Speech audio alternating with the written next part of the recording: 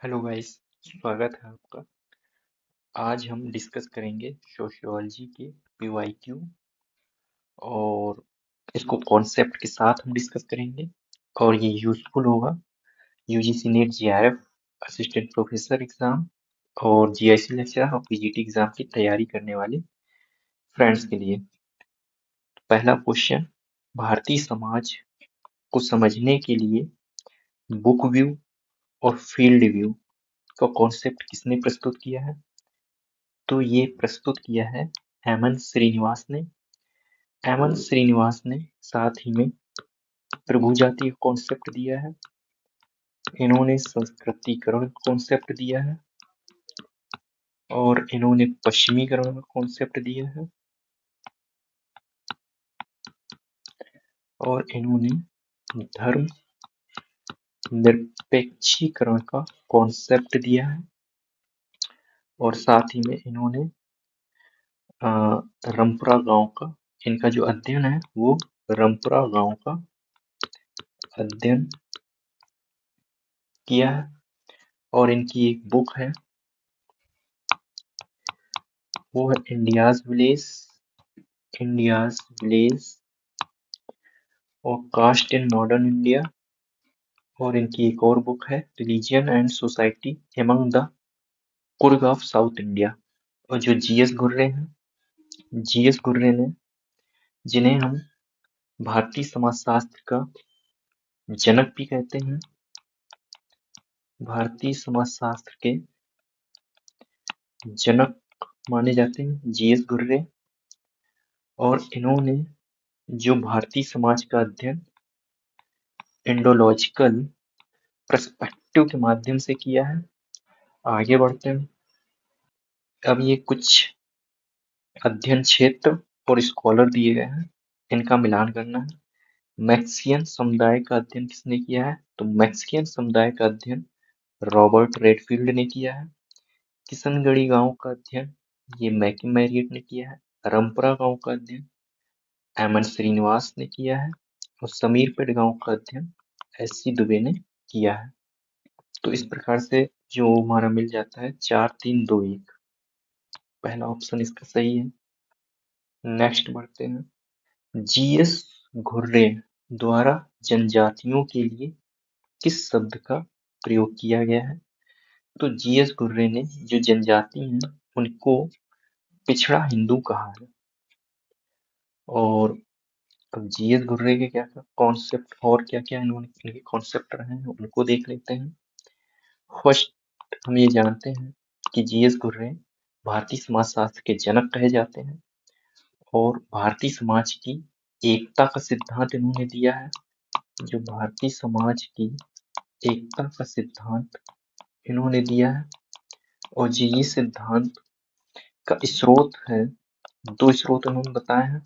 पहला, भारतीय समाज की जो एकता का सिद्धांत दिया उसमें एकता का, भारतीय समाज की एकता है उसके 2 स्रोत की चर्चा की है। जो पहला है वो है हिंदू धर्म की भूमिका और दूसरा है सांस्कृतिक समरूपता।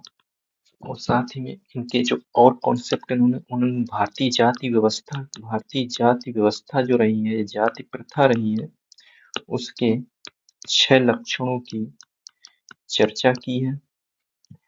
और इन्होंने शहरी समाज में कास्ट एसोसिएशन के उदय पर प्रकाश डाला है। जो शहरी समाज है उसमें इन्होंने कास्ट एसोसिएशन के उदय पर प्रकाश डाला है और इन्होंने जनजातियों के हिंदूकरण की भी चर्चा की है। जनजातियों के हिंदूकरण की इन्हें चर्चा की है। जनजातियों के हिंदूकरण में जो जनजातियां हैं वो हिंदू समाज की मुख्य धारा में नहीं है बल्कि उसमें विलीन हो गई है।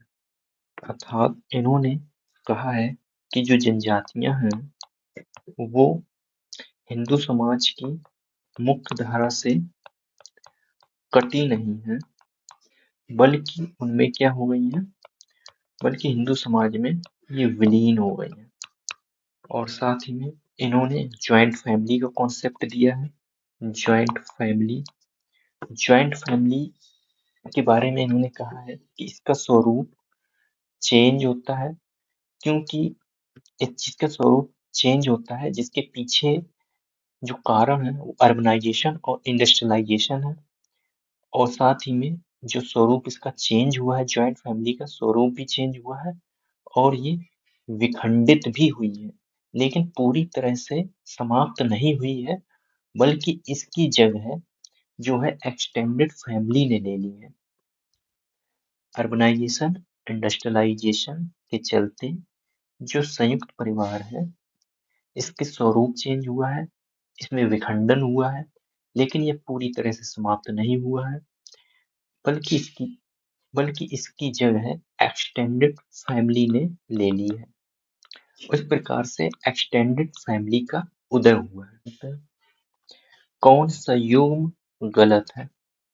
इंडोलॉजिकल भारत विद्याशास्त्री परिप्रेक्ष्य तथा इंडोलॉजिकल पर्सपेक्टिव जीएस गुर्रे सही है। संरचनात्मक कार्यात्मक परिप्रेक्ष्य से अध्ययन किया है एससी दुबे ने किया है। मार्क्सवादी परिप्रेक्ष्य से अध्ययन नहीं, मार्क्सवादी परिप्रेक्ष्य से अध्ययन लुई डूमा ने नहीं किया है, ये ऑप्शन गलत हो जाता है। मार्क्सवादी परिप्रेक्ष्य से जो अध्ययन करने वाले हैं वो करते हैं A R Desai. Louis Duma ने एक कॉन्सेप्ट बताया है, पवित्रता और अपवित्रता का जो कॉन्सेप्ट है वो लुई डूमा ने दिया है। दलितवादी परिप्रेक्ष्य का अध्ययन करने वाले बी आर अम्बेडकर सही है। तो इस क्वेश्चन का जो राइट आंसर होगा वो सी होगा। आगे बढ़ते हैं। निम्नलिखित भारतीय समाजशास्त्रियों में से किसने भारतीय सामाजिक संरचना और इसकी प्रक्रियाओं के अध्ययन के लिए मार्क्सवादी परिप्रेक्ष्य को प्रयोग किया है? तो मार्क्सवादी परिप्रेक्ष्य से भारतीय सामाजिक संरचना का अध्ययन करने वाले जो समाजशास्त्री रहे हैं वो ए आर देसाई रहे हैं। ए आर देसाई जो है, इन्होंने भारतीय गांव को विरोधी एकता के रूप में देखा। इन्होंने देखा जो भारतीय गांव है उनमें जो एकता है वो विरोधी एकता है। भारतीय गांव को एज अ विरोधी एकता के रूप में देखा, अर्थात जो भारत में दो वर्ग हैं, एक है भूस्वामी वर्ग और एक दूसरा है भूमिहीन वर्ग। भूस्वामी वर्ग और भूमिहीन वर्ग, इनके मध्य क्या है? संघर्ष जो भारतीय गांव में देखने को मिलता है। इसकी चर्चा ए आर देसाई करते हैं और ए आर देसाई जो है वो कहते हैं कि आधुनिक भारत में जो राज्य है वो इंस्ट्रूमेंट है पूंजीपति वर्ग और जमींदार वर्ग का, लेकिन ये जनता का सेवक नहीं है। तो राज्य को ये क्रिटिसाइज करते हैं। जो आधुनिक भारत में जो स्टेट है वो स्टेट इन मॉडर्न इंडिया, इसमें ये आधुनिक भारत में जो राज्य है वो इसकी आलोचना करते हैं। वो आलोचना क्यों करते हैं? क्योंकि ये उपकरण है, इंस्ट्रूमेंट है किसके हितों को साधने का? पूंजीपति वर्ग के हितों को साधने का और जमींदार वर्ग के हितों को साधने का। अध्ययन का अप्रोच रहा है वो अप्रोच ऐतिहासिक विकासवादी अप्रोच इन्होंने अपनाया है। और इनकी कुछ बुक्स हैं वो भी उनको भी देख लेते हैं। तो ए आर देसाई जो है, ए आर देसाई ने कुछ बुक्स भी लिखी हैं, जैसे India's path of development, agrarian struggle in India after independence, और इनकी एक महत्वपूर्ण बुक है social background of Indian nationalism. Next, निम्न में से किसने ग्राम नगरीकरण का विचार दिया है? तो ग्राम नगरीकरण का विचार देने वाले जीएस घुर्रे हैं। जीएस घुर्रे जो नगरीकरण की शुरुआत ग्रामीण क्षेत्रों से मानते हैं, जो नगरीकरण है उसकी शुरुआत गांव से मानते हैं, और इन्होंने महाराष्ट्र के लोनीकांड गांव का अध्ययन किया है। महाराष्ट्र के लोनीकांड गांव का इन्होंने अध्ययन किया है और इसके अध्ययन के माध्यम से इन्होंने ग्रामीण सामाजिक संरचना की निरंतरता को उजागर किया है कि कैसे ग्रामीण सामाजिक संरचना आज भी अपनी निरंतरता को बनाए हुए है। जो आज नगर है वो पहले गांव हुआ करते थे। और एमएन श्रीनिवास ने रामपुरा गांव का अध्ययन किया है। रामपुरा गांव का अध्ययन एससी दुबे हैं, इन्होंने समीरपेट गांव का अध्ययन किया है। आगे बढ़ते हैं। आईपी देसाई के द्वारा कितने प्रकार के परिवार बताए गए हैं?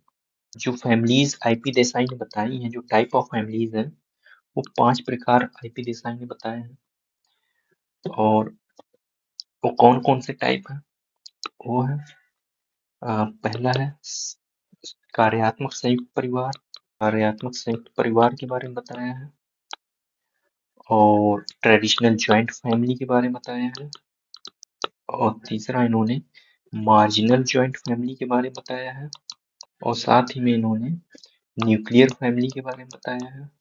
और इन्होंने functionally and substantial joint family के बारे में भी चर्चा की है। तो ये इस प्रकार से इन्होंने भारत में जो परिवार का अध्ययन किया है आईपी देसाई ने, उन्होंने 5 प्रकार के परिवार की चर्चा की है। कार्यात्मक संयुक्त परिवार अर्थात फंक्शनल ज्वाइंट फैमिली, और दूसरा है functionally and substantial joint family, तीसरा है ट्रेडिशनल ज्वाइंट फैमिली, चौथा मार्जिनल ज्वाइंट फैमिली, पांचवा न्यूक्लियर फैमिली। और इनका जो अध्ययन का जो केंद्र है आईपी देसाई, वो परिवार रहे हैं। परिवार और उसमें होने वाले जो चेंजेस हैं। और साथ ही में इन्होंने गुजरात के महुआ परिवारों का अध्ययन किया है। महुआ क्षेत्र के परिवार का अध्ययन किया है। अब ये कुछ सोशियोलॉजिस्ट हैं और परिवारों के अध्ययन कहाँ किस किस क्षेत्र में के परिवारों का अध्ययन किया है, उनके बारे में सारणी दी गई, इनको मैच करना है। एडी रॉस ने के बेंगलोर का अध्ययन किया है। आईपी देसाई अभी हाल ही में देखा, इन्होंने गुजरात के महुआ क्षेत्र के परिवार का अध्ययन किया है। केएम कपाड़िया ने नवसारी गांव का अध्ययन किया है। एमएस गोरे ने दिल्ली के परिवारों का अध्ययन किया। इस प्रकार जो राइट आंसर बन जाएगा 2413 ये इसका राइट आंसर है। किसने ग्रामीण समाज के अध्ययन में द्वंद्वात्मक प्रारूप पर बल दिया है? द्वंद्वात्मक प्रारूप का मतलब है तर्क वितर्क पर बल। जो ग्रामीण समाज का अध्ययन किया है उसमें उन्होंने द्वंद्वात्मक प्रारूप के अध्ययन पर बल दिया है, तो वह है रामकृष्ण मुखर्जी। सामाजिक परिवर्तन का द्वंद्वात्मक सिद्धांत इन्होंने दिया है। और इन्होंने सामाजिक वास्तविकता के मापन में मात्रात्मक और गुणात्मक पद्धति के एकीकरण पर बल दिया है।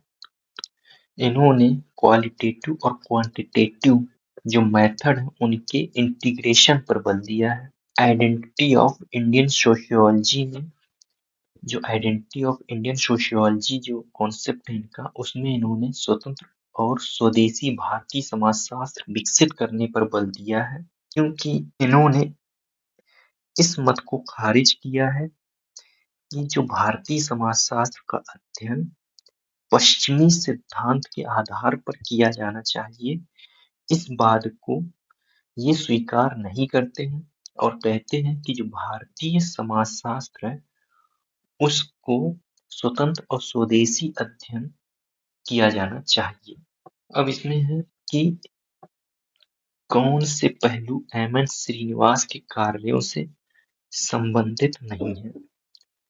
तो एमएन श्रीनिवास के कार्यों से जाति की प्रकार्यत्मक एकता एमएन श्रीनिवास के कार्य से संबंधित है।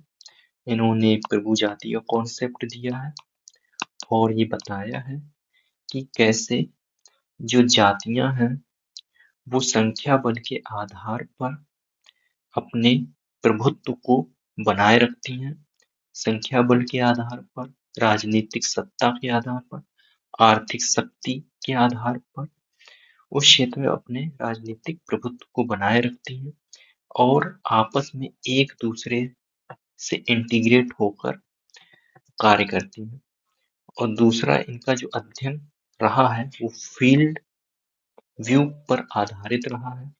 और चूंकि इन्होंने जो अध्ययन किया है, इनका अध्ययन रामपुरा गांव का अध्ययन इन्होंने किया है।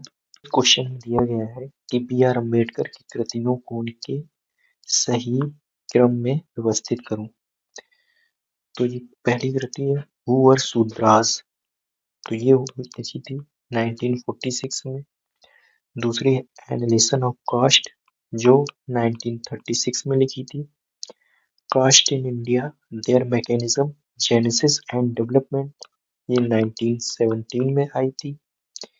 The untouchable, who were they and why they become untouchable, ये 1948 में आई थी। तो इस प्रकार से जो राइट आंसर हो जाता है वो सबसे पहले जो C B A D. Next question देखते हैं। थिंकर्स और उनके वर्क के बारे में दिया गया है। जैसे राधा कमल मुखर्जी, इनका जो राधा कमल मुखर्जी ने the land problems of India, G S Ghurye social tension in India, B R Ambedkar Buddha and Karl Marx, M N Srinivas की है village caste gender and method. इस प्रकार जो राइट आंसर हो जाता है 3412 सी ऑप्शन। इरावती कर्वे की कृति नहीं है, तो हिंदू सोसाइटी एंड इंटरप्रिटेशन, ये इरावती कर्वे की रचना है। Hierarchy and marriage alliance in south India, तो ये लुई डूमा की रचना है। रिलीजियस कॉन्शियसनेस, ये जेम्स बिसेट की रचना है। किनशिप ऑर्गेनाइजेशन इन इंडिया, ये इरावती कर्वे की रचना है। Yuganta, the end of an epoch, ये भी इरावती कर्वे की रचना है। तो इस प्रकार से जो इरावती कर्वे की रचना नहीं है वो बी और सी ऑप्शन सही बन हो जाते हैं। गांव और उनके क्षेत्रों का अध्ययन और उससे जुड़े कुछ थिंकर्स, जैसे श्रीपुरम गांव का अध्ययन, ये आंद्रे बित्ती ने अध्ययन किया है। रामपुरा गांव का अध्ययन एम एन श्रीनिवास का अध्ययन है। समीरपेट गांव का अध्ययन ये एस सी दुबे ने किया है। किशनगढ़ी गांव का अध्ययन मैकम मैरियट ने किया है। इस प्रकार से जो राइट आंसर बन जाता है 4312, option C is right answer. वो मूल्यों के समाजशास्त्र पर लिखने वाले भारतीय समाजशास्त्रियों में कौन फेमस है? तो जो मूल्यों का समाजशास्त्र है वो राधा कमल मुखर्जी ने लिखा है। राधा कमल मुखर्जी, इन्होंने ग्रामीण संप्रदायवाद के बारे में भी बताया है। और राधा कमल मुखर्जी सोशलॉजिस्ट और इकोनॉमिस्ट दोनों में इनकी गिनती होती है। और इन्होंने सामाजिक परिवर्तन का सिद्धांत दिया है। और इन्होंने बॉर्डर और फ्रंटियर एनालिसिस का भी कॉन्सेप्ट दिया है, जिसे सीमांत क्षेत्र भी कहते हैं। सीमांत क्षेत्र एक ऐसा क्षेत्र होता है जहाँ सामाजिक परिवर्तन और नवाचार होते हैं। रूरल एंड अर्बन सोशियोलॉजी, ये भी राधा कमल मुखर्जी से लिंक करती है। और इन्होंने सोशल इकोलॉजी का भी कॉन्सेप्ट दिया है, जिसमें ये मानव और पर्यावरण के मध्य संबंधों को उजागर करते हैं। इनकी कुछ फेमस बुक्स भी रही हैं, जैसे community of communities, dimension of values, oneness of Mankind, the social structure of values. आगे बढ़ते हैं। निम्न में पाश्चात्यकरण अर्थात वेस्टर्नाइजेशन को कॉन्सेप्ट किसने दिया? तो वेस्टर्नाइजेशन का जो कॉन्सेप्ट दिया है वो एम एन श्रीनिवास ने दिया है। एम एन श्रीनिवास, जिन्होंने संस्कृताइजेशन का कॉन्सेप्ट दिया है, संस्कृताइजेशन अर्थात संस्कृतिकरण का कॉन्सेप्ट, और प्रभु जाति का कॉन्सेप्ट इन्होंने दिया है। और इन्होंने धर्मनिरपेक्षीकरण का कॉन्सेप्ट दिया है। और इनका जो अध्ययन की तरीका रहा है वो फील्ड व्यू रहा है, अर्थात क्षेत्रकार अध्ययन पद्धति को इन्होंने अपनाया है। मैकम मैरियट के बारे में कुछ चर्चा कर लेते हैं। मैकम मैरियट एक अमेरिकी एंथ्रोपोलॉजिस्ट थी। इनका जो अध्ययन है वो केंद्रित रहा है भारतीय समाज और जाति व्यवस्था के पर। इन्होंने एक कॉन्सेप्ट दिया है या सिद्धांत दिया है, theory of by directional transaction, जिसमें इन्होंने बताया है कि जाति व्यवस्था और सामाजिक संबंध सबस्टांस और प्योरिटी पॉल्यूशन के आदान प्रदान पर आधारित होते हैं और ये आदान प्रदान दो दिशाओं में होते हैं, एक अपवर्ड और एक डाउनवर्ड। और इन्होंने साथ ही में ये भी कहा है कि जो जाति व्यवस्था है वो स्थिर पदानुक्रम नहीं है, बल्कि यह एक सक्रिय एवं गतिशील लेन देन की प्रणाली है। आगे बढ़ते हैं। सेक्रेड और प्रोफेन का कॉन्सेप्ट किसने दिया? तो सेक्रेड एंड प्रोफेन अर्थात पवित्र और अपवित्र का जो कॉन्सेप्ट है वो दुर्कीम ने दिया है। और ये पवित्र और अपवित्र का कॉन्सेप्ट जो दिया है वो धार्मिक संदर्भ में दिया है। अर्थात पवित्र वो है जो वे वस्तुएं जिन्हें समाज हायरार्की क्रम में ऊपर रखता है और अन्य वस्तुओं से उन्हें पृथक करता है तथा उनकी पूजा अर्चना करता है, वे पवित्र हैं। अपवित्र वो वस्तुएं हैं जो अन्य वस्तुओं में शामिल होती हैं, उनका कोई एक विशेष स्थान नहीं होता, वे अपवित्र वस्तुएं होती हैं। इस प्रकार दुर्कीम जो है धार्मिक संदर्भ में पवित्र और अपवित्र का कॉन्सेप्ट देते हैं। आगे बढ़ते हैं। साथ ही में जो दुर्कीम है उन्होंने रूल्स ऑफ सोशियोलॉजिकल मेथड इनकी बुक है और इनकी एक बुक है कलेक्टिव कॉन्शियसनेस और इन्होंने सुसाइड नामक बुक भी लिखी है और elementary form of religious life ये भी इनकी एक बुक है। इन्होंने कुछ और कॉन्सेप्ट दिए हैं जैसे आत्महत्या का सिद्धांत और श्रम विभाजन का सिद्धांत, सामाजिक तत्व, इसके बारे में भी दुर्कीम ने चर्चा की है। आगे बढ़ते हैं। अब ये कुछ परिप्रेक्ष्य हैं और उनसे जुड़े कुछ थिंकर्स हैं, जैसे भारत विद्याशास्त्री परिप्रेक्ष्य ये लुई डूमा का है। मार्क्सवादी परिप्रेक्ष्य AR देसाई का है। सभ्यतागत परिप्रेक्ष्य सुरजीत सिन्हा का है। अधीनस्थ समूह का परिप्रेक्ष्य ये रणजीत गुहा का है। इस प्रकार से जो राइट आंसर हो गया वो हो गया 1 3 4 2। 1 3 4 2 डी ऑप्शन राइट हो जाएगा। आगे बढ़ते हैं। श्रीनिवास ने जातियों में अन्योन आश्रितता को किस प्रकार कहा है? तो इन्होंने जो जातियां जो है आपस में एक दूसरे पर अपनी आवश्यकताओं की पूर्ति के लिए निर्भर करती हैं, वो पारस्परिकता कहा है। इस स्थिति को उन्होंने पारस्परिकता कहा है। एम एन श्रीनिवास जिन्होंने प्रभु जाति का कॉन्सेप्ट दिया है, जिन्होंने संस्कृताइजेशन का कॉन्सेप्ट दिया है और इन्होंने पश्चिमीकरण का कॉन्सेप्ट दिया है। इतना ही रखते हैं, मिलते हैं नेक्स्ट लेक्चर में। Thank you.